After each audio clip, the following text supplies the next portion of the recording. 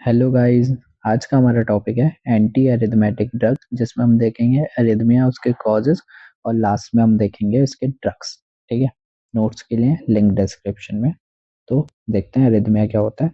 Arrhythmia एक ऐसी condition होती है जिसमें जो हमारा हार्ट है, उसकी बीट जो होती है ना, हार्ट बीट जो होती है वो इरेगुलर हो जाती है, उनकी जो रिदम है वो एबनॉर्मल हो जाती है। वो क्यों हो रहा है? जो हमारे इलेक्ट्रिकल सिग्नल है जो कोऑर्डिनेट कर रहे हैं हार्ट कॉन्ट्रैक्शन के से, उन दोनों का जो है कोऑर्डिनेशन प्रॉपर नहीं हो पाता, जिसकी वजह से हमें एरिथमिया जो है देखने को मिलता है। ठीक है। अगर एरिथमिया मतलब कि जो मेरी हार्ट बीट है वो ज़्यादा फास्ट हो जाए तो टेकिकार्डिया हो सकता है, स्लो हो जाए तो ब्रेडिकार्डिया, इरेगुलर हो सकते हैं। ऑफन ये हार्मलेस होता है बट सीरियस भी हो सकता है। ठीक है। कॉजेज क्या है? हार्ट रिलेटेड कॉजेज है, जैसे किसी में सीएडी है, हार्ट अटैक के, अगर उसको पेशेंट है कोई, या हाई ब्लड प्रेशर। ठीक है।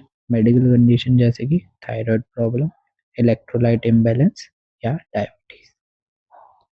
और कॉमनली तो ये है ही लाइफ स्टाइल इंसान की। ठीक है ना, अल्कोहल कोई ले रहा है या कोई सर्टेन मेडिकेशन की वजह से भी एरिथमिया हो सकता है। ठीक है। जेनेटिक कॉज भी एरिथमिया कॉज कर सकते हैं। ठीक है। पैथोफिजियो क्या है? पैथोफिजियो है कि भाई जब किसी में डिसरप्शन हो जाए कार्डियक एक्शन पोटेंशियल का। ठीक है। वो क्यों होगा? अगर किसी में आयन एक्सचेंज फेलियर हो रहा है। ठीक है। जो हमारे सोडियम है या कैल्शियम है, इनका आयन का एक्सचेंज का फेलियर हो रहा है, तो उससे हमारा देखने को मिलता है कार्डियक एक्शन पोटेंशियल में डिसरप्शन। ठीक है।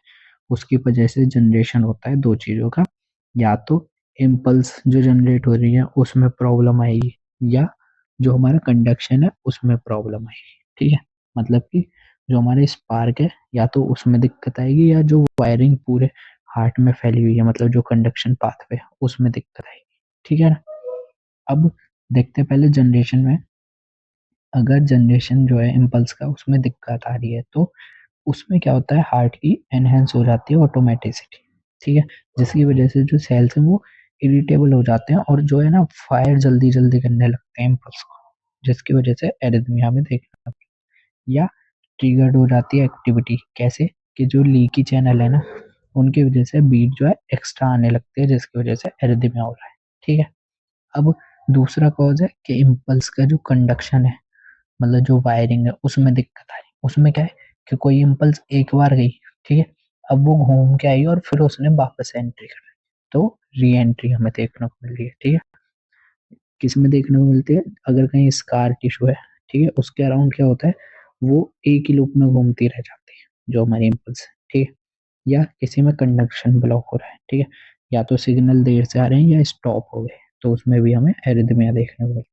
अब जो रूट कॉज है इसका, वो तो यही है कि स्कारिंग या स्ट्रेच वगैरह से, या इलेक्ट्रोलाइट या इस्चीमिया से हमें देखने को मिलता है क्या, कि भाई किसी में डिसरप्शन हो रहा है कार्डियक एक्शन पोटेंशियल। ठीक है। ये हो गई इसकी हमारी पैथोफिजियो। अब है हमारा नॉर्मल। नॉर्मल जो कार्डियक एक्शन होता है ना, नॉन पेसमेकर सेल में, वो समझते हैं पहले। ठीक है। जब हमारी रेस्टिंग फेज, जब हमारे पास कोई इम्पल्स नहीं है, अब उसको एक सर्टेन अमाउंट ऑफ इम्पल्स मिला। ठीक है। उससे हमें क्या देखने को मिलेगा? उससे हमें देखने को मिलेगा डीपोलराइजेशन एट फेज जीरो। हमें देखने को मिलेगी डीपोलराइजेशन। जो क्यों हो रहा है? वो हो रहा है हमें इनवर्ट सोडियम करंट की, मतलब इनफ्लक्स हो रहा है हमारा सोडियम का। ठीक है। अब जब हमारी डीपोलराइजेशन हो गई, तो अर्ली डीपोलराइजेशन में क्या होता है ना, वहां हमें देखने को मिलता है इफ्लक्स ऑफ पोटेशियम। ठीक है।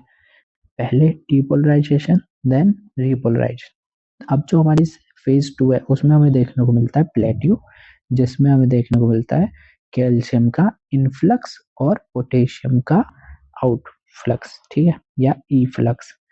और इसके बाद आती है हमारी रैपिड रिपोलराइजेशन की फेज, जिसमें हमें देखने को मिलता है आउटवर्ड डिलेड पोटेशियम करंट, मतलब कंटिन्यूअसली पोटेशियम बाहर ही जा रहा है, इफ्लक्स हो रहा है यहाँ भी, यहाँ भी और यहाँ भी। ठीक है।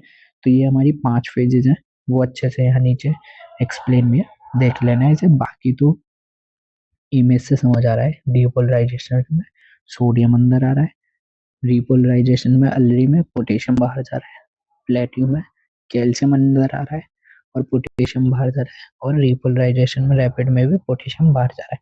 अब सपोज कैल्शियम चैनल हमने ब्लॉक कर दी है या सोडियम चैनल ब्लॉक कर दिया, तो उससे क्या होगा, ये जो हमारा डिपोलराइजेशन हो रहा है ना, इसमें हमें डिले देखने को मिलेगा।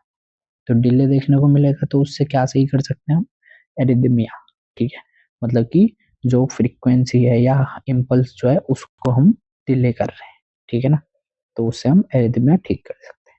अब हमें देखना है इसका classification of anti arithmetic drug. ठीक है, 4 क्लासेस में डिवाइड है। पहली क्लास है सोडियम चैनल ब्लॉकर, दूसरी बीटा ब्लॉकर, तीसरी पोटेशियम चैनल ब्लॉकर, और चौथी है कैल्शियम चैनल ब्लॉकर। अब देखा ना हमने कि भाई पोटेशियम था ऊपर, कैल्शियम था और सोडियम था। अगर इनके चैनल को ब्लॉक कर दो तो उससे जो हमारी इम्पल्स है वो देर से जाएगी और हम उससे एरिथमिया ट्रीट कर सकते हैं। ठीक है, अब पहले ये देखते हैं कि सोडियम चैनल ब्लॉकर में ड्रग कौन कौन सी आती हैं। ये 3 तरीके से डिवाइड है, आई ए, आई बी और आई सी। ठीक है, ये अभी समझाता हूँ। तो इसमें आते हैं क्विनिडिन, लिडोकैन और फ्लेकेनाइड। ठीक है, आई ए आई बी का मतलब है जो हमारी आई सी है ना, ये स्ट्रॉन्ग सोडियम चैनल ब्लॉकर है। जो हमारी आई है वो उसके बाद मतलब कि मॉडरेट सोडियम चैनल ब्लॉकर है। और जो हमारी बी है ये थोड़ी वीक हमारी सोडियम चैनल ब्लॉकर है। अब यहाँ देखो कि जब हमारी सपोज किसी ने ली आई सी वाली ड्रग फ्लेकेनाइड, ठीक है, और वो क्या करेगा, वो है स्ट्रॉन्ग सोडियम चैनल का क्या करेगी, ब्लॉक कर देगी। इसका इन्फ्लक्स नहीं होगा, तो जो हमारा डीपोलराइजेशन होना है ना, उसमें जो है हमें डिले देखने को मिलेगा। ठीक है, अब आई सी वाला हो गया हमारा ये। चलो एक इससे बताता हूँ मैं। ये हो गया हमारा आई सी, है ना, ये क्या है हमारा आई सी। और दूसरा है हमारा आई आई ए, वो क्या है, मॉडरेट सोडियम चैनल ब्लॉकर। तो उसमें भी हमें डिले देखने को मिलेगा, लेकिन थोड़ा आई सी वाले से कम। ठीक है, और ये हो गया हमारा आई ए। अब बचा हमारा आई बी। आई बी क्या है, आई बी हमारा वीक सोडियम चैनल ब्लॉकर। तो उसमें हमें और कम थोड़ा डिले देखने को मिलेगा। ठीक है, समझ गए, मतलब कि ये डिपेंड करता है इसकी किस पे, कि हमने कौन सा सोडियम चैनल ब्लॉकर दिया है। अगर स्ट्रॉन्ग दिया है तो ज़्यादा डिले हमें देखने को मिलेगा। ठीक है, और थोड़ा वीक दिया है तो थोड़ा कम डिले देखने को मिलेगा। और काफ़ी वीक दिया है तो थोड़ा जल्दी हमें उसमें जो इम्पल्स है वो देखने को मिल जाएंगे। ठीक है, समझा होगा ये। इसके बाद आते हैं हमारे बीटा ब्लॉकर। बीटा ब्लॉकर तो हमें पता है, मेटोप्रोलोल, एटिनोलोल, ठीक है ना। और फिर है पोटेशियम चैनल ब्लॉकर जैसे कि एमियोडायरोन, सोटालॉल और आइब्यूटिलाइड। ठीक है ना। कैल्शियम चैनल ब्लॉकर हैं जैसे वेरापामिल, डिलीटिजाम। ठीक है, मिसलिनियस ड्रग में आता है हमारे एडिनोसिन और डिजॉक्सिन। ठीक है, ये हो गया हमारा क्लासिफिकेशन। अब ये जो ड्रग है इनका मैकेनिज्म कैसे है। ठीक है, वैसे तो मैकेनिज्म यहाँ भी देखोगे तो सबका मैकेनिज्म यहाँ दिया है। ठीक है ना, और इफेक्ट भी दिया है हार्ट पे। लेकिन हम नीचे समझते हैं एक बार अच्छे से। मैकेनिज्म जो हमारे सोडियम चैनल ब्लॉकर हैं वो क्या है, वो स्लो डीपोलराइजेशन कर रहे हैं। ठीक है, क्या कर रहे हैं, वो सोडियम चैनल को ब्लॉक कर रहे हैं और जो हमारी इम्पल्स है उसको डिले कर रहे हैं, मतलब पोटेंशियल को डिले कर रहे हैं। तो क्या है कि भाई वो सोडियम चैनल को ब्लॉक कर रहे हैं और स्लो डीपोलराइजेशन करा रहे हैं। ठीक है, जिसकी वजह से डिक्रीज हो रहा है कंडक्शन वेलोसिटी। ठीक है ना। दूसरे बीटा बीटा ब्लॉकर का तो फंक्शन पता है। अगर हम बीटा ब्लॉक कर देंगे तो स्लो एंड नोड की फायरिंग, कंडक्शन भी कम, कॉन्ट्रेक्टिलिटी भी कम, सब कम हो जाएगा हार्ट। फिर हमारे पोटेशियम चैनल ब्लॉकर ये क्या करते हैं, पोटेशियम चैनल ब्लॉकर। अगर पोटेशियम फायर हो रहा है, हर फेज में पोटेशियम बाहर निकल रहा था, ठीक है, हमने कर दिया वो ब्लॉक, तो जो हमारी रिपोलराइजेशन की फेज है वो आएगी थोड़ा लेट, मतलब काफी लेट हमें देखने को मिलेगी, जिसकी वजह से इंक्रीज हो जाएगा इफेक्टिव रिफ्रैक्टरी पीरियड। ठीक है, अब ये बढ़ गया तो उसकी वजह से हार्ट को टाइम मिल जाएगा और जो इम्पल्सेस आ रही हैं उसको वो ठीक से कंट्रोल कर पाएगा और कोऑर्डिनेट कर पाएगा इलेक्ट्रिकल कंडक्शन और कॉन्ट्रैक्शन के बीच। ठीक है ना। और फिर है हमारे कैल्शियम चैनल ब्लॉकर। अगर हमने कैल्शियम चैनल को ब्लॉक कर दिया, ठीक है, तो इन्फ्लक्स होगा नहीं, उसकी वजह से स्लो एबी कंडक्शन देखने को मिलेगा और हार्ट रेट कम हो जाएगी, ठीक है। एडिनोसिन क्या है, ये भी एबी कंडक्शन को स्लो करता है। डिजॉक्सिन का फंक्शन भी यही होता है, ये इंक्रीज कर देते हैं वेगल टोन, जिससे हार्ट रेट कम हो जाता है और कॉन्ट्रैक्टिलिटी बढ़ जाती है, ठीक है। अब है इनके यूजेस और एडवर्स इफेक्ट, ठीक है। सोडियम चैनल ब्लॉकर के यूजेस हैं कि ये वेंट्रिकुलर एरिथमियास को ट्रीट करने में यूज होता है, सुप्रा वेंट्रिकुलर टैकीकार्डियास को ट्रीट करने में यूज होता है, ठीक है। इनके एडवर्स इफेक्ट है सीएनएस की टॉक्सिसिटी जैसे सीजर, ठीक है, लूपस लाइट सिंड्रोम, ठीक है। बीटा ब्लॉकर तो हमने बहुत अच्छे से पढ़े, तो ये एट्रियल फिब्रिलेशन या सडन डेथ से बचाएगा, हार्ट अटैक से बचाएगा और एंजाइटी रिलेटेड हार्ट रेसेस से भी ये बचाएगा, ठीक है। एडवर्स इफेक्ट है कि एक्सट्रीमली स्लो हार्ट रेट हो सकती है, फटीग हो सकता है, डिप्रेशन हो सकता है, ठीक है। पोटेशियम चैनल ब्लॉकर का फंक्शन क्या है कि ये सीरियस एरिथमियाज में हम यूज करते हैं, जो हमारे अमायोडेरोन है उसका मोस्ट कॉमन जो है वो यूज किया जाता है, ठीक है।